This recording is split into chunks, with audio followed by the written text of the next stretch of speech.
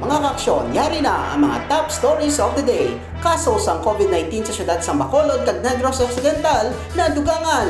Samtang syudad sang Bacolod padayon ang pagkikipag-partner sa mga dalagkong amo sa syudad.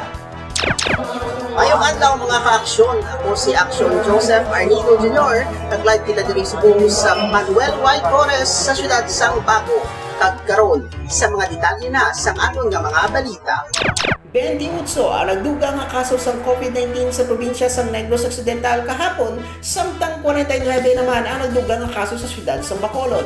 Sa COVID-19 Regional Case Bulletin No. 502 sa Center for Health Development Western Visayas, nadugangan sa 667 ang kaso sa Region 6. Sa nasambit nga numero, 139 nga kaso sa Aklan, 92 sa Antique, 39 sa Capiz, 25 sa Limaras, 217 sa Iloilo Province, 78 sa Iloilo City, samtang 28 sa Negros Occidental, kag 49 nga kaso sa syudad sa Bacolod, kag lunsay ini nga mga local cases.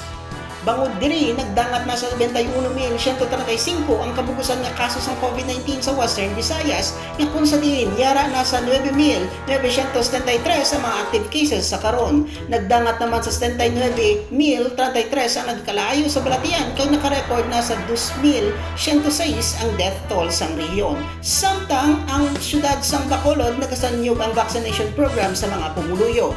Kaangot diri ang syudad nagapadayon sa pakipag-partner sa mga dalagkuan ng mall sa syudad. Sa Facebook post ni City Administrator M. Legaspi ang syudad nagasanyaw sa pagpabakuna sa mga pumuluyo pinaagi sa pagbulig sa Philippine Red Cross, Negros Occidental, Bacolod City Chapter. Kasunod sa pagbukas ang ika-6 nga vaccination site sa Gaisano City Mall sa Agosto 9, ang vaccination team ginlakipan sa Red Cross staff kag volunteer, doctors, nurses, midwife, pharmacists, ambulance crew kag Red Cross Action Team.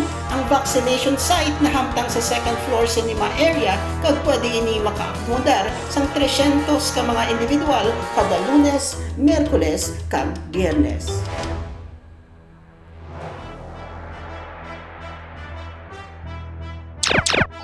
Kataboy na ang mga top stories of the day. Sa tugang ng mga balita, hindi ko talipad sa pag-ibig sa mga public affairs program sa Aksyon Radio Bacolod. Sagwa, ako si Aksyon Joseph Arnito Jr. Una sa balita, una sa aksyon sa Bacolod. Aksyon Radio.